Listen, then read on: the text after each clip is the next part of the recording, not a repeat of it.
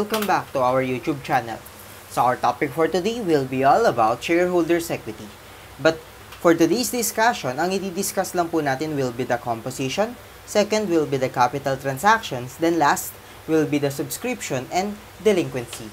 Because medyo mahaba-haba ulit ang topic na to, that's why hati-hatiin ulit natin to into different part, no? Because apparently, para sa akin kasi kapag pinag-isa ko lang yung video natin, tipo bang mabuboring ka na at masyado nang mahaba yun. So gusto ko kasi, tipo bang efficient tayo. That's why at a maximum, dapat 1 hour lang etong mga discussion kagaya nito. Okay? So let's first define what is a shareholder's equity.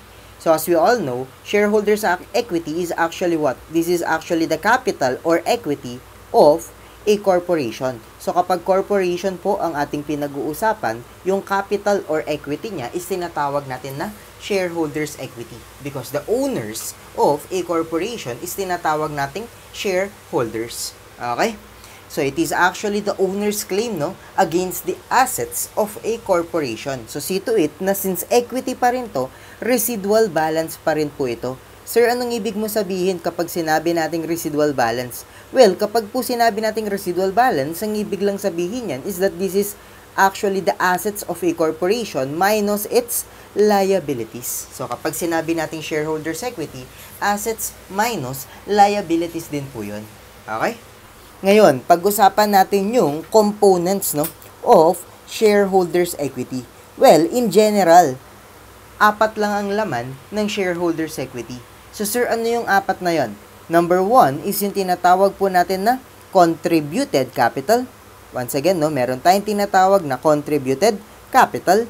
Pangalawa is yung tinatawag natin na other comprehensive income. Pangatlo is yung tinatawag naman natin na retained earnings. Okay? Then last but not the least is yung tinatawag naman po natin na treasury shares. Pero itong treasury shares na to, i-discuss natin, no, sa mga susunod na part ng discussion natin about sheet na contra equity account yan. So instead of plus, ibabawas natin yan sooner or later. Okay? So isa-isahin ngayon nating i-discuss yung mga yan. Start po tayo sa contributed capital. Again, let's start, no, with the contributed capital. Okay? So, kapag sinabi natin contributed capital, from the term itself, no, yan actually yung kinontribute ng ating mga owners. So, 4 yung nakikita kong pwedeng maging laman nito. Umpisahan natin sa tinatawag natin na share capital. Okay? So, kapag sinabi natin share capital, 2 po yan, no? Pwede yung maging ordinary or common share capital, then pwede rin siyang maging preferred or preference share capital. So, magkaiba yan, no? Magkaiba po yung ordinary at yung preference. Sir, anong pinagkaiba nila? Well, kapag sinabi nating ordinary shareholders kasi or common shareholders, sila talaga yung nagbe-burn ng risk, no? Sila talaga yung totoong may-ari ng corporation. Sir, what do you mean by that? Ang ibig lang naman sabihin nun, kapag ordinary shareholder ka, you have actually what? You have voting rights kasi nga, ikaw yung totoong may-ari ng corporation. But don't get it wrong, no? Preference shareholders are still the owners of the corporation, pero ang function nila is para lang silang investors. Sir, what do you mean by that? Ang ibig ko lang sabihin doon, itong mga preference shareholders kasi na to, sila yung preferred. Okay? Sila yung paborito, sila yung inuuna. That is why, alright, since inuuna sila, sila talaga yung may priority over the ordinary. So, ang nangyayari ngayon, tira-tira ang napupunta sa mga ordinary shareholders natin. Nagkakaintindihan ba tayo doon? So, ang ibig sabihin ngayon dito, since, no, nauuna yung preference, kapag ngayon may declaration of dividends, asahan mo na una mong babayaran yung mga preference shareholders.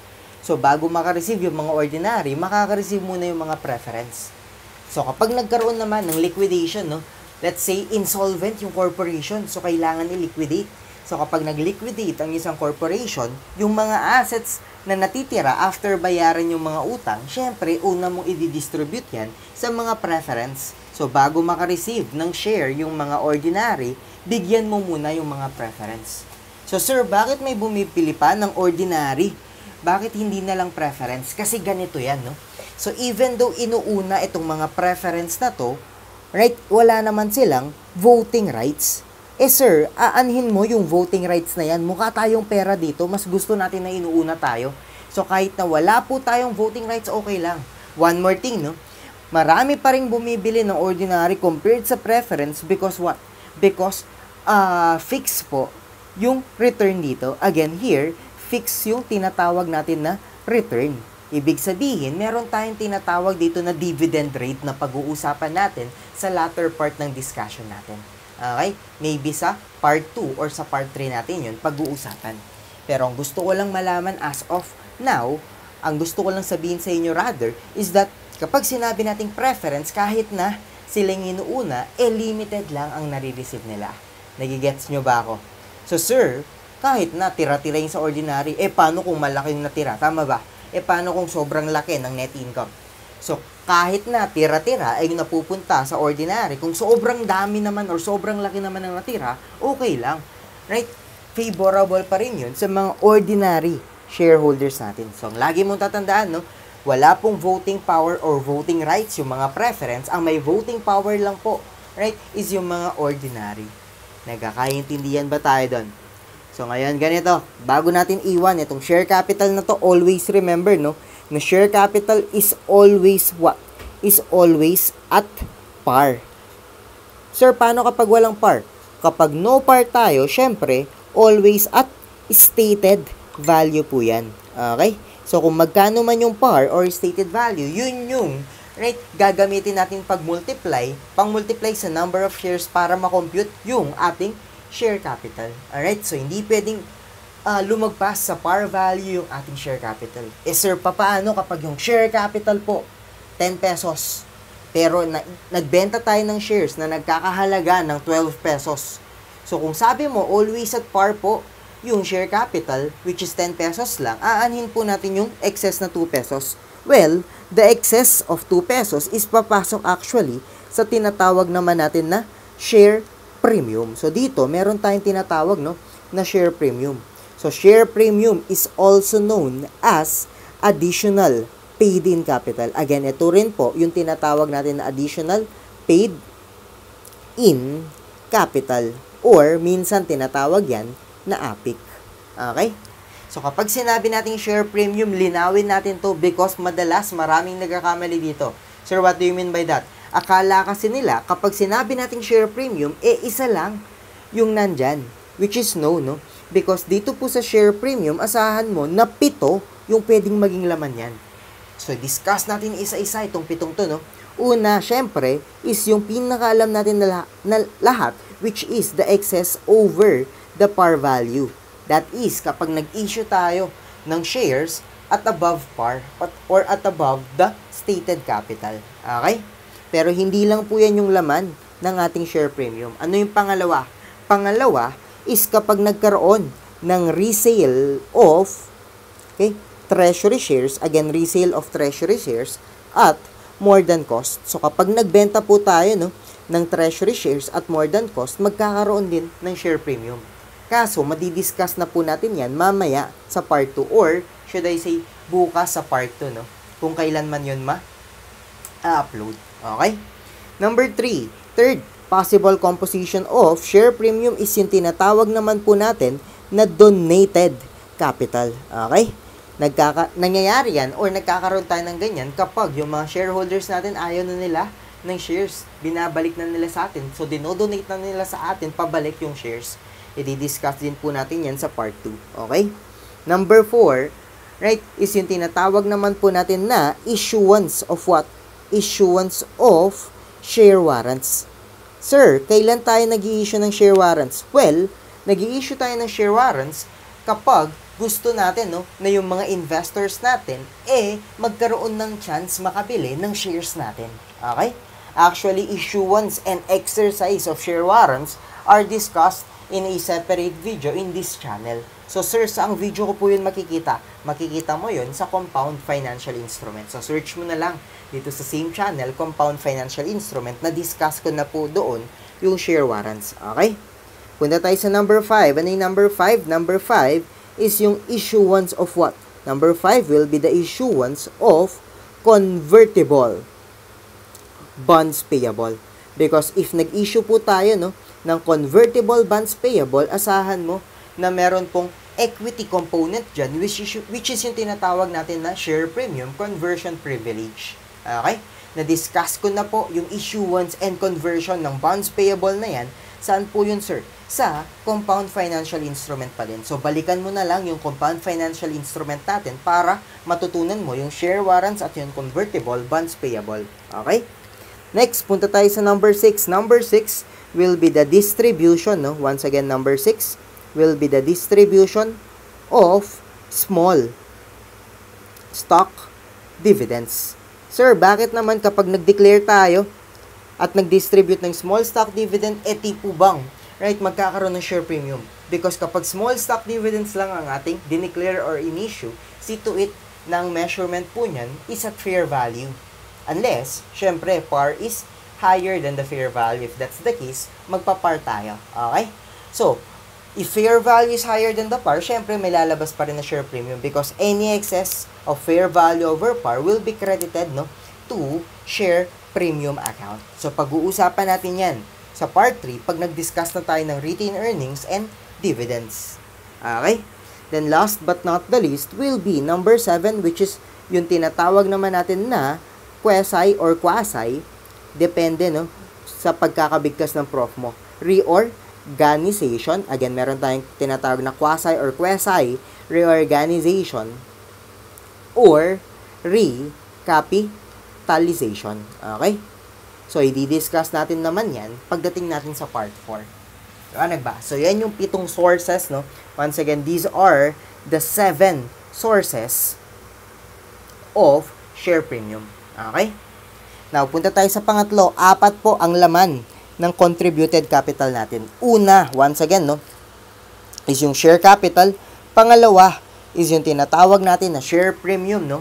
Pangatlo is yung tinatawag naman po natin na subscribe share capital. So, meron tayong tinatawag na subscribe share capital. So, sir, ano pong pinagkaiba ng subscribe share capital na yan doon sa share capital na na-issue na-discuss natin kanina? Okay? Yung share capital na na-discuss natin kanina, see to it na issued na po itong mga to. So, sir, ibig mo bang sabihin yung subscribe share capital, unissued pa yan? Yes, tama ka. Unissued pa po itong mga to. Sir, bakit unissued pa yung mga yan? Unissued pa yung mga yan because according, no, to the Revised Corporation Code of the Philippines, it is illegal to issue shares until those shares are actually what? Are actually fully paid. Ibig sabihin, alright, hanggat hindi mo pa nababayaran yung mga shares na yan, hindi po natin yan i-issue. Okay? So, sir, kung hindi pa bayad yung mga shares, bakit kasama na sa contributed capital? Because possible na may partial payment na. Okay? So, sir, paano natin malalaman kung magkano pa yung remaining balance? Para malaman yun, syempre, meron tayong account na tinatawag na subscription. Again, meron tayong tinatawag na subscription receivable. Okay? So, itong subscription receivable na to, this is actually what? This is actually the remaining balance or the unpaid balance of the subscribed share capital. Okay? So, sir, anong treatment ng subscription receivable na yan? Well, treatment of subscription receivable, depende yan kung kailan ba natin yan inaasahan ma-receive, no? If we're expecting, no, these subscription receivable to be received within 12 months or less, ibig sabihin, no, 12 months or less, inaasahan natin na ma-receive na yan, see to it na isasama po yan sa total current assets natin. So, magiging part po siya ng receivables. Okay? So, sir, what if beyond 1 year naman po? So, kapag beyond 1 year mo pa inaasahan makolekta yan, hindi na po siya part ng current assets. Hindi mo na siya pwedeng i-treat as receivable. If that's the case, iti-treat na natin siya as what? Iti-treat na natin siya as a contra equity account. So, sir, anong ibig sabihin ng contra equity account? Ano mo nang ibig sabihin ng contra account? Kapag po sinabi natin contra account, ang ibig sabihin yan is dinideduct natin yan from a certain account. So, since natawag siya na contra equity account, dinideduct ngayon po natin yan sa equity. So, kapag tinanong ka how much will be the contributed capital, your answer will be the sum of share capital, share premium, and subscribed share capital, pero kapag yung subscription receivable non-current, ima-minus mo po yun. Okay? So, ina-add yung share capital, share premium, subscribe share capital, pero yung subscription receivable, binabawas naman. Maliwanag ba? So, sir, paano po kapag silent ang problem? Right? Pagdating sa subscription receivable, pag silent ang problem, we assume na contra equity account po yan. Okay? So, don't get it wrong, no? Since contributed capital is one of the component of shareholders' equity, asahan mo ngayon na dinideduct din itong subscription receivable na to kapag tinanong tayo, how much is the total shareholders' equity?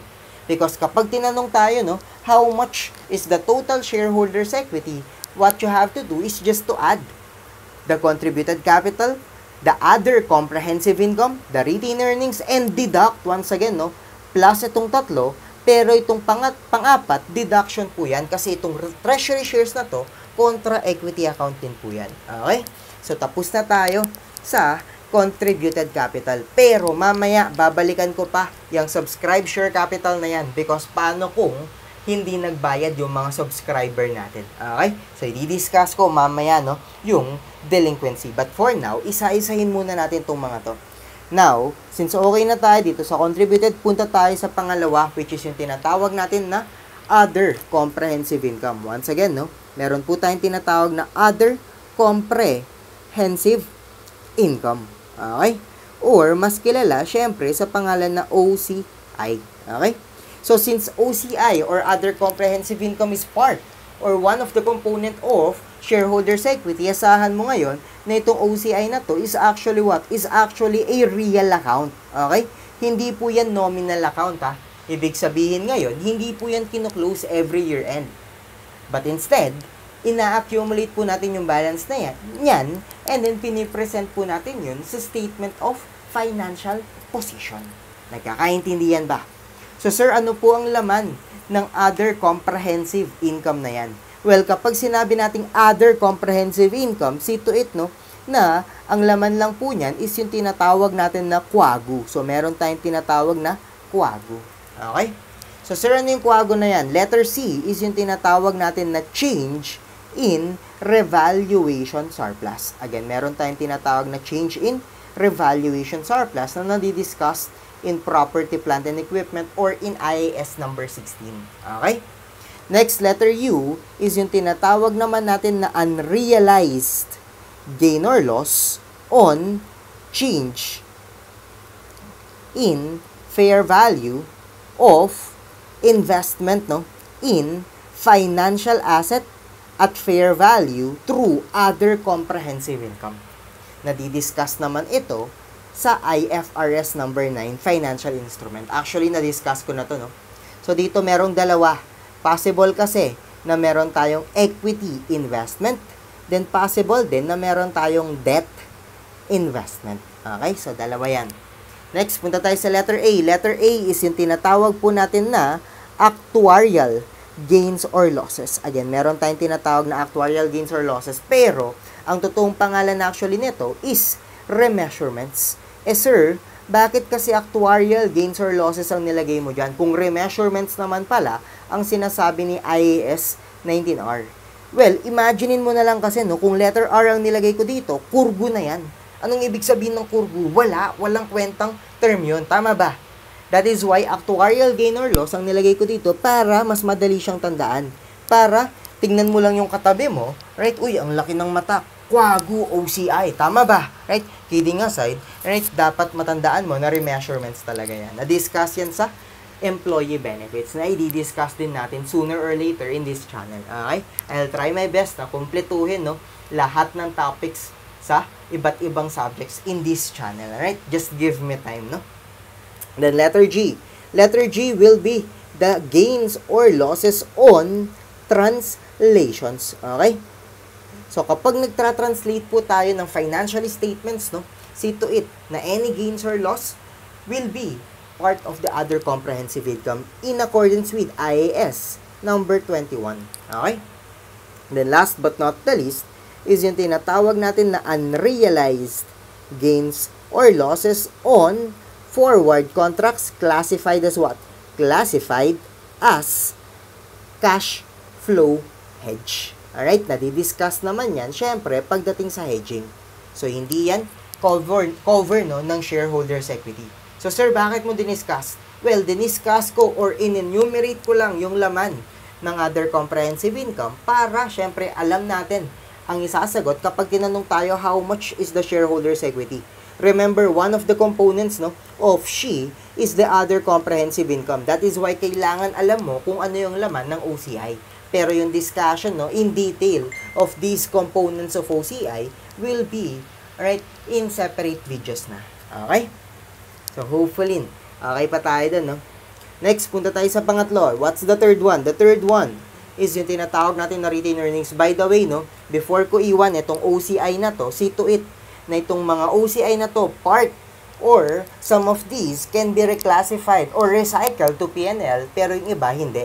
So, sir, ano yung mga pwedeng i-recycle sa PNL? Palit ako ng kulay, no, para mas okay. So, yung change in revaluation surplus, hindi po yan pwedeng i-recycle sa PNL. So, kapag binenta mo yung revalued asset, diretso po yan sa retained earnings. Okay? Now, yung unrealized gain or loss, kapag equity investment, hindi rin po yan pwedeng i-reclassify sa net income or sa PNL. Pero kapag debt investment, pwede. Okay? Yan yung pagkakamali. Akala nila, kapag FV, OCI, always diretso sa RE. Hindi po. Kapag equity lang yun, kapag debt investment, pwede po i-recycle sa PNL. Okay? Actuarial gains or losses, hindi rin po yan pwedeng i-reclassify, no? Sa, or i-recycle sa PNL or sa net income. Pero itong translation, pwede po yan. Itong cash flow hedge, pwede rin po yan. Okay? So, yun yung mga items na pwedeng i-reclassify or i-recycle, no?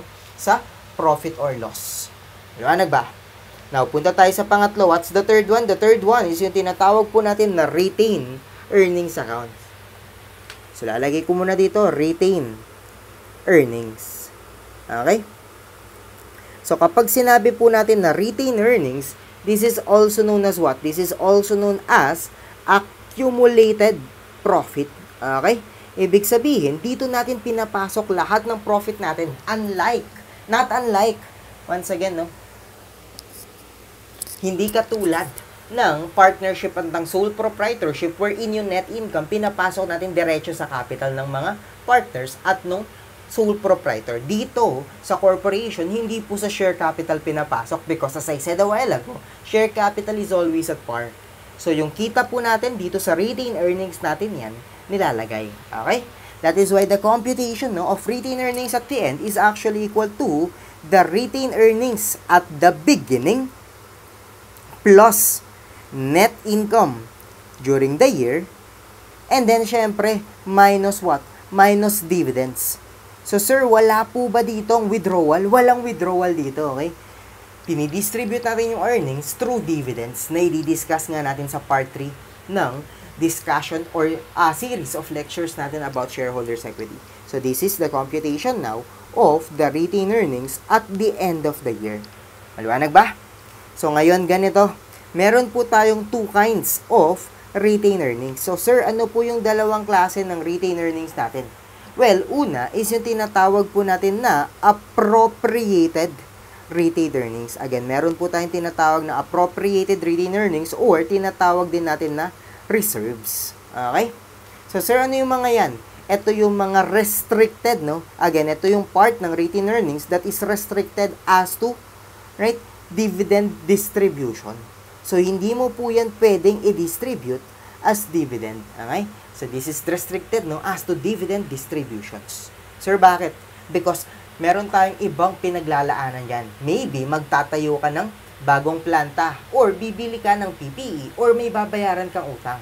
So, para sure na may pambayad tayo, sometimes nire-restrict natin part of the retained earnings. Okay? Then, the second kind is syempre yung tinatawag naman natin na unappropriated. Again, meron ngayon tayong tinatawag na unappropriated retained earnings wherein this is actually the unrestricted retained earnings. Ibig sabihin, dito po natin hinuhugot yung mga dividends na dinideclare at dinidistribute natin sa ating mga shareholders. Okay? So, yung appropriated, hindi mo pwedeng i-declare. Okay? Only the unappropriated retained earnings can be declared as dividend. Liwanag ba? So, ngayon ganito. since shareholders' equity is an equity account, its normal balance now is what? Its normal balance is credit. Maliwanag ba?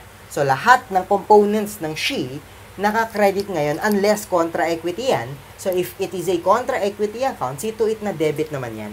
So, itong retained earnings, hindi naman to contra-equity eh. Normal equity balance yan. Ibig sabihin, normal balance is credit. Paano kapag nagkaroon ng debit balance? Sir, possible yun? Yes, possible yun kapag patuloy yung pag-incur natin ng losses. So, kapag year by year, maraming losses ang nai-incur ng company, possible na magkaroon ng negative balance, no? Negative balance in the retained earnings account. So, itong negative balance or debit balance, no, in the retained earnings account na to, ito actually yung tinatawag po natin na deficit. Again, yan po yung tinatawag natin na deficit. Okay ba tayo dun? So, kapag deficit na, hindi mo na iaada, ima-minus mo na siya sa computation natin ng total shareholders equity. So, kapag credit balance or kapag retained earnings yan, ina-add sa total SHE. Pero kapag deficit, mina-minus na po yan. Nagkakaintindihan ba tayo doon? Ngayon, punta tayo sa issuance, no? Again, punta tayo sa issuance of share capital. Okay? So, kapag nag-issue tayo ng share capital, see to it, no? Na what? Na dapat galing ito sa unissued share. Ibig sabihin, ang pag-uusapan natin dito is yung first time issuance. So, sir, possible ba na magkaroon ng reissuance? Yes, kapag treasury shares na yon. So, ang pag-uusapan lang natin dito is yung first time issuance. Meaning, galing po ito sa unissued shares natin. Nagkakaintindihan ba tayo doon? Okay? So, dito, kapag nag-issue tayo ng shares, see to it, no? Na may rule. Saan? May rule sa revised corporation code natin. Sir, ano po yun? Sabi doon, share shall not be issued for a consideration less than the par or stated value. Ibig sabihin, share issued at a discount. Once again, share issued at a discount is actually what? Is actually illegal. Alright, so hindi po ito pwede. Lagi mo yung tatandaan na illegal po na mag-issue ng shares at below par or stated value. Okay? So kapag ngayon nag-issue tayo ng shares at a discount, etong discount na to, lagi mong tatandaan, hindi po yan loss ng corporation. Okay? But rather, i-consider po natin yan as a liability of the shareholder. Ibig sabihin, pwede po natin yung singilin doon sa shareholder natin. Nagkakaintindihan ba? So, kapag nag-issue po tayo ng shares at a discount, see to it that the journal entry is to debit cash. Debit what? Debit discount on share capital and then credit share capital which is always at par. Maliwanag ba? So, itong discount on share capital na yan, tinitreat po natin ito as what? Tinitreat natin to as a contra equity account. Ibig sabihin, kapag nakakita ka niyan, kailangan mo yung ibawas sa computation mo ng total shareholders equity. Once again, kapag sinabing contra equity account, binabawas po yan sa computation ng shareholders equity. Nagkakaintindihan ba tayo doon? Next, punta tayo sa normal issuance, no? So, share issued, right? For cash. Paano ba? So, kapag nag-issue tayo ng shares for cash, asahan mo ngayon na papaano to? Well, the normal journal entry here is to debit cash, no? For the proceeds. So, syempre, i-debit mo yung cash for the total proceeds. Then, i-credit mo yung share capital. Once again, share capital is always at par. Maliwanag ba yun? Then, apparently, kung hindi yan magbabangga, syempre hindi yan bangga. Proceeds is higher. So, yung excess will be credited sa share premium. Again, the excess will be credited, lagi mo tatandaan, to share premium. So, yun yung rule kapag nag-issue po tayo ng shares in exchange for cash. Okay? Now, what if, no? Nagkaroon ng share issuance, no? So, share issued in exchange, again, in exchange for non-cash consideration. Okay? So, kapag nag-issue naman tayo ng shares in exchange for a non-cash consideration, kailangan nating malaman kung ano ba yung value of shares. Tama ba? So, value of shares is actually equal to the following in the order of priority. Once again, no? Value of shares will be equal to the following in the order of priority. Ibig sabihin, number 1 po ang ginagamit natin. Gagamitin lang natin si number 2 if and only if number 1 is not given in the problem. Liwanag? So, ano po yung number 1 natin? Number 1 is yung tinatawag natin na fair value of non-cash consideration received. So, kung magkano man yung fair value ng non-cash consideration na yun, yun na yung measurement ng shares. See to it, no? Na pati yung services, sinasama ko sa non-cash kasi hindi naman cash yung services, eh.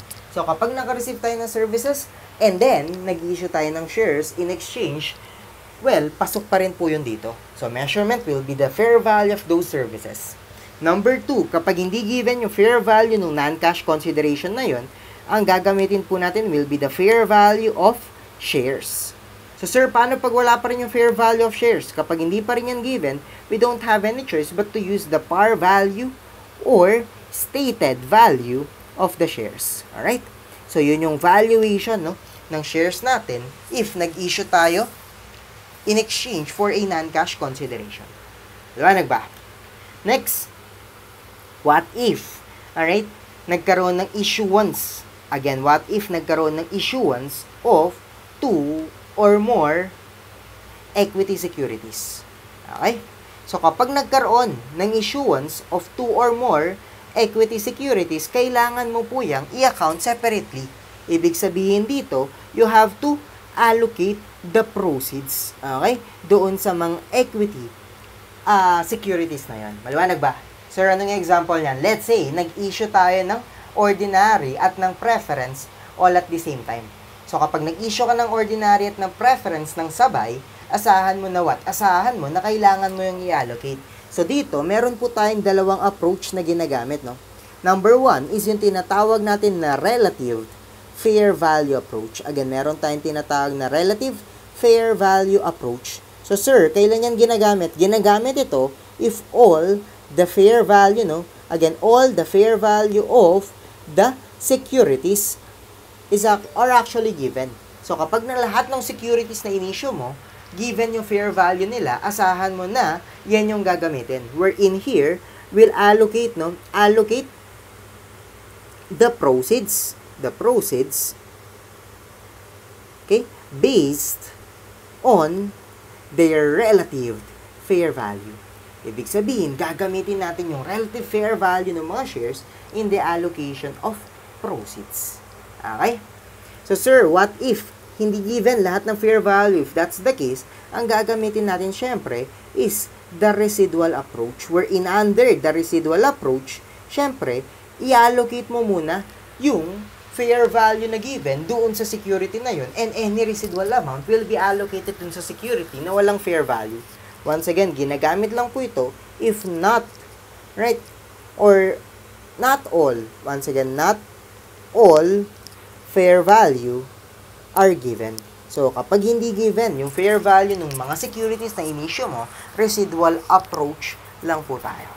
Nagkakaintindihan ba? Ngayon, punta tayo sa next concept natin. No? Next concept will be the accounting for share capital. Again, punta tayo sa accounting for share capital.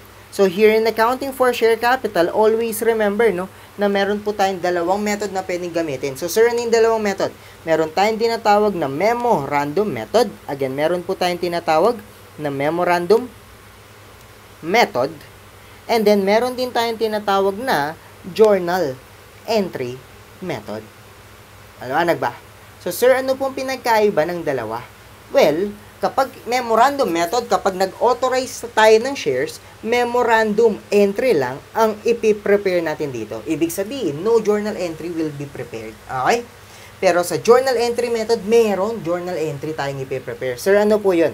That is debit unissued share capital. Again, debit unissued share capital. And then credit authorized share capital. Nagkakaintindihan ba tayo? Kaya siya natawag na journal entry method kasi nag-prepare tayo ng journal entry. Okay? Next, paano kapag nag-issue tayo ng shares? Kapag po nag-issue tayo ng shares dito, the journal entry is what? The journal entry under the memorandum method is to debit cash. and then to credit share capital. Okay? Pero dito sa journal entry method, kapag nag-issue tayo ng shares, ang journal entry natin is debit cash and then credit unissued share capital para mabawasan yung unissued share capital natin. So, magkaiba yung journal entry natin. So, under the journal entry method, para malaman mo, no, magkano ba yung issued share capital natin na i-add sa shareholders equity computation, ang gagawin mo dito is from the authorized share capital na hindi naman nagbabago unless, alright, syempre dagdagan mo, ibabawas natin dyan yung what? Ibabawas natin po dyan yung unissued share capital. Remember, dinebit mo yon. So, every time nag-i-issue tayo ng shares, kinikredit mo yon. So, every time kinikredit mo yon, nababawasan siya. So, habang nababawasan yung unissued share capital, tumataas po yung ating issued share capital. So, under the journal entry method, kailangan mo pang gawin itong computation na to. Pero under the memorandum method, no need because diretso sa share capital natin kinikredit yung issuance of shares. Nagkakaintindihan ba tayo doon? Ngayon, next page ako, meron pa akong gustong i-discuss before tayo pumunta, no, sa mga problems. Okay? So, dito, i-distinguish natin ano bang pinagkaiba ng organization cost. Again, meron tayong tinatawag na organization cost versus cost of initial public offering. Again, meron din tayong tinatawag na cost of initial public offering.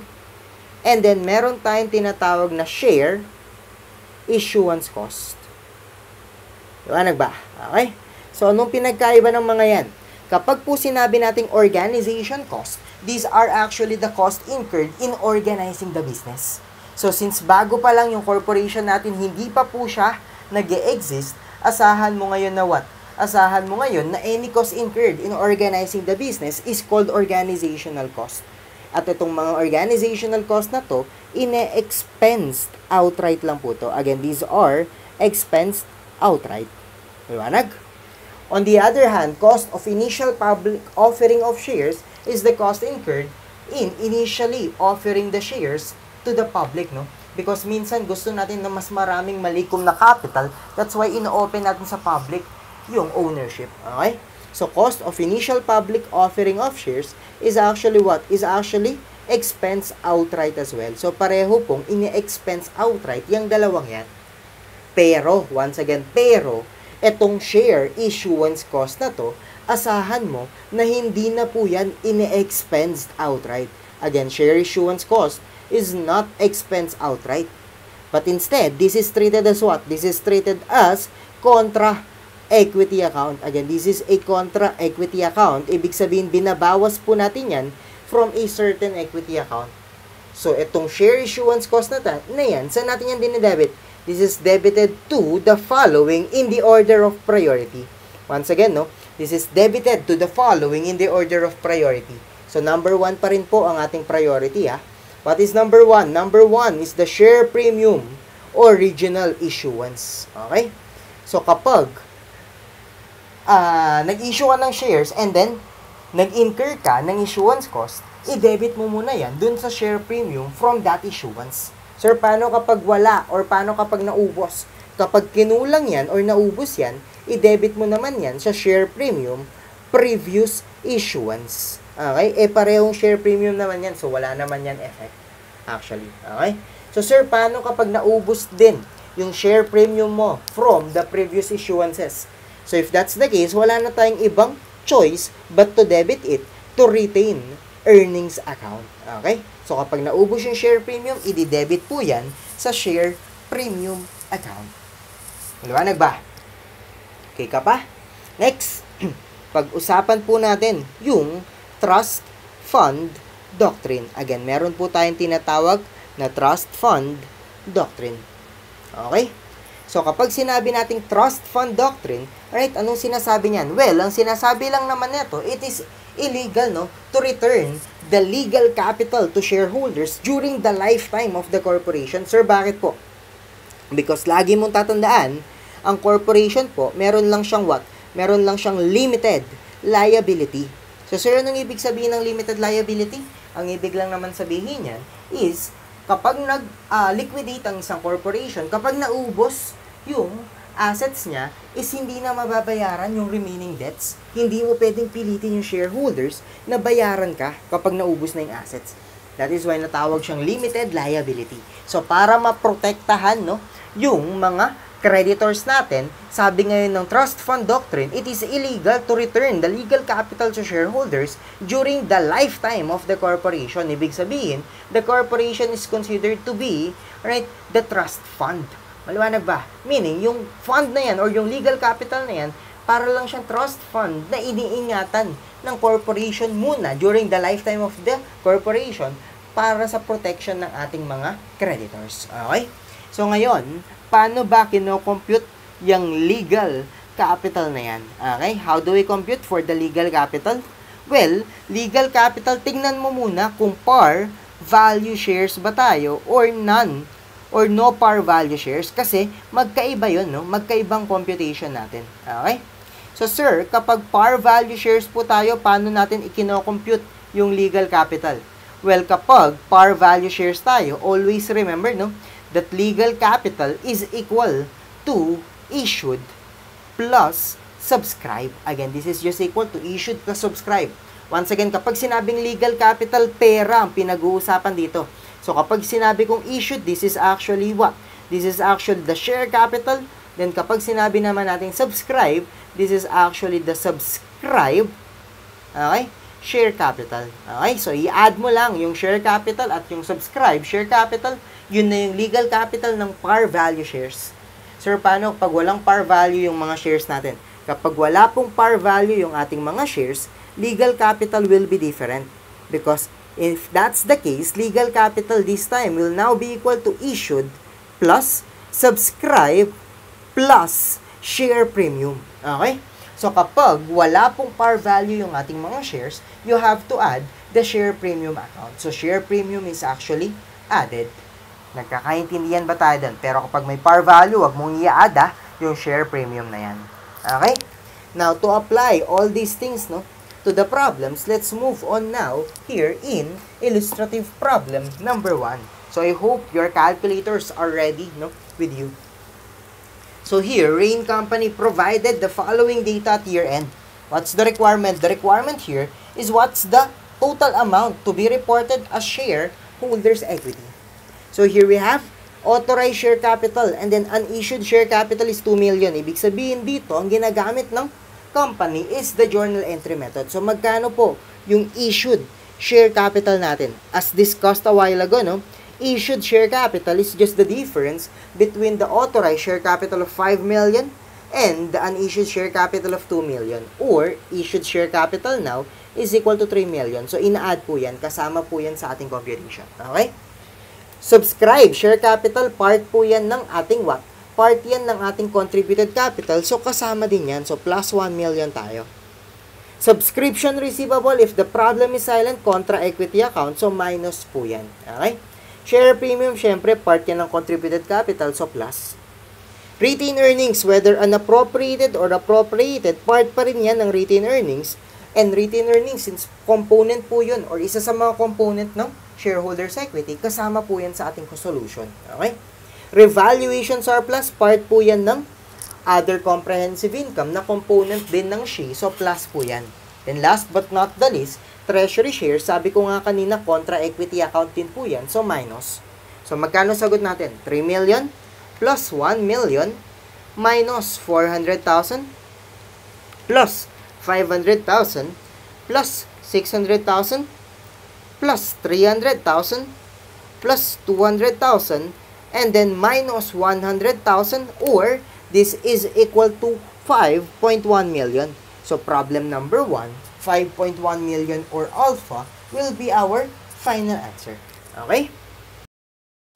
So, after illustrative problem number 1, punta ngayon tayo dito sa illustrative problem number 2. So, this time, legal capital naman po ito. So, what is the requirement here? The requirement is what is the amount of legal capital. Okay? So, here, Rain Company provided the following information at year-end. So, preference share capital, 100 par. So, par value shares po tayo. Once again, legal capital, no? Kapag par value shares is just equal to issued plus subscribe. So, kasama yung share capital na yan. Share premium, hindi kasama kasi nga par value. Kasama lang ang share premium kapag no par value shares. Okay? Ordinary share capital may par din. So, ibig sabihin, hindi pa rin po kasama yung share premium natin. Subscribe share capital, syempre kasama yan. Retained earnings, wala akong sinabi kanina, no? Nakasama yan. Loans payable, mas lalong hindi kasama kasi part po yan ng what? Part yan ng liability. Then, subscription receivable, dinideduct po yan kapag contributed capital ang tanong. Kapag legal capital, wala po tayong subscription receivable na binabawas. Okay? So, magkano sagot natin dito? 2.3 million plus 5,250 plus 50,000 or this is equal to 7.6 million. That is why illustrative problem number 2, Bravo, will be our final answer. Okay? Now, punta tayo dito sa illustrative problem number 3. At the beginning of current year, Rain Company was organized with authorized capital of 100,000 shares of 200 par value. So, on January 10, we issued 25,000 shares at 220 per share. So, what's the journal entry on January 10? On January 10, the journal entry is to debit cash equal to 25,000 shares times 220 pesos or magkano yung proceeds? This will give us a proceeds of 5.5 million pesos. Okay? Credit share capital which is always at par, sabi ko kanina, no? So, 25,000 times the par value of magkano? 200 pesos or this is equal to 5 million pesos only. Okay? Then, syempre, yung excess na 500,000, saan yan mag-credit? I-credit po natin yan sa share premium account. Okay? Next, punta tayo sa March 25. Anong nangyari no March 25? On March 25, we issued 1,000 shares for legal services when the fair value was 240 per share. Once again, if we issued shares in exchange for a non-cash consideration, first in our priority will be the fair value of the non-cash consideration received. It's just that in this problem, no, the fair value of legal services is not available. Therefore, ang gagamitin po natin will be the fair value of the shares which is 240 per share. So, debit legal expenses. Again, debit legal expenses because we received legal services. That's equal to 1,000 shares times the fair value of 240 or this is equal to 240,000 shares. Okay? Next, credit share capital which is, once again, no, always at par. So, 1,000 times the par value of 200 or this is equal to 200,000. So, the excess, once again, na 40,000 will be credited, no, to share premium account. Okay? Then, last but not the least will be the transaction on September 30. So, sabi dito, we issued 5,000 shares for a tract of land when the fair value was 260 a share. Once again, hindi po available, no, yung fair value ng land. So, wala tayong choice kundi gamitin yung fair value ng mga shares. So, here, the journal entry is to debit land equal to 5,000 shares times 260 pesos per share or that is equal to 1.3 million. Okay? Kapag tinanong ka how much will be debited to land, 1.3 million na ang ating isasagot. Credit share capital which is always at par. So, 5,000 times 200, this will give us magkano? This will give us 1 million pesos. So, the excess of 300,000 now will be credited once more to share premium account. So, requirement number 1, what amount should be reported as share capital? Our final answer here will be equal to magkano? That's 5 million plus 200,000 plus 1 million pesos or that is equal to 6.2 million. Okay? Requirement 2, what amount should be reported for share premium? That will be equal to 500 plus 40 plus 300 or that's a total of 840,000. So, requirement number 2, 840,000 or alpha will be the final answer. So, that's illustrative problem number 3. Okay? Now, punta tayo dito sa illustrative problem number 4. So, here, in illustrative problem number 4, the requirement is by what amount should the share premium account increase, no, as a result of the transaction. So here, Lucena Company issued 1,000 shares with 5 pesos par to L as compensation for 500 hours of legal services performed. Okay? So, L usually bills 320 per hour for legal services. On the date of issuance, the share was trading on a public exchange, no, at 140 pesos. Okay ba tayo doon? So, dito, ang tinatanong magkano daw yung share premium natin. So, once again, if we receive non-cash consideration, no, for the shares we issued, asahan mo na priority nga, number 1 will be what? Will be the fair value of the non-cash consideration received. Common mistake. Akala nila, yung billing price na 320, yun na yung fair value. But this is not the fair value because kapag sinabi nating billing price, this is normally subject to negotiation pa. That is why hindi mo pa po pwedeng gamitin yan as fair value. So if hindi given yung fair value, no, nung legal services na yun, we don't have any choice but to use the fair value of the shares, which is 140 pesos. Okay? So, the journal entry now here is to debit legal expenses, which is equal to the, how many number of shares? That is a total of 1,000 shares times the fair value of the shares of 140. Kasi nga, hindi given yung fair value ng legal services. So, debit legal expenses equal to 140,000. Credit share capital, always at par. So, 1,000 times the par value of 5 pesos, or this is equal to 5,000 pesos only. And then, credit share premium for the excess, which is medyo malaki-laki to, no? Which is equal to 135,000 pesos. So, final answer requirement number 4, or illustrative problem number 4, will be alpha, or that's 135,000 pesos. Okay? So, next, punta tayo sa last problem about issuance. That's illustrative problem number 5. So, here, on January 1, 2021, Spidey Company issued 1,000 shares with par value of 400 for 480 pesos per share. So, what's the journal entry there?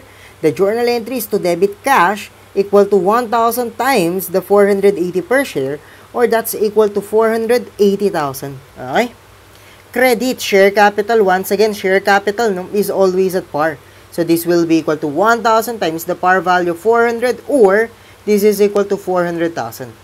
Then, credit share premium for the excess, which is equal to how much is the excess? That's equal to 80,000 pesos. Okay?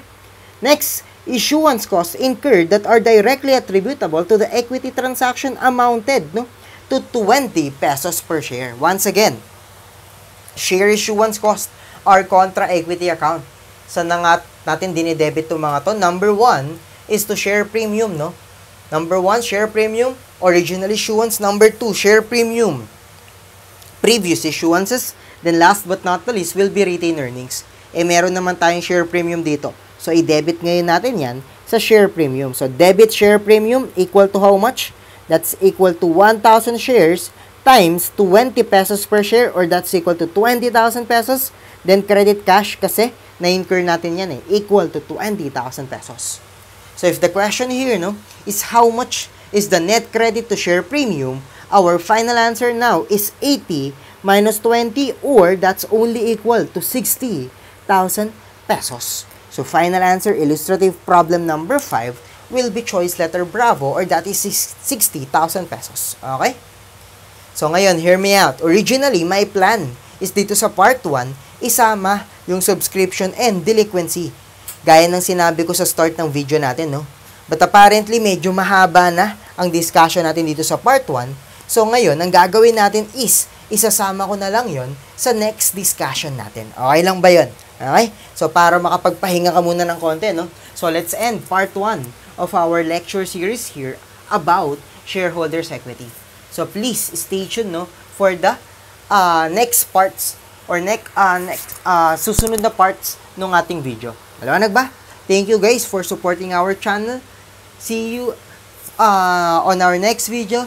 Keep safe and God bless. Bye-bye guys!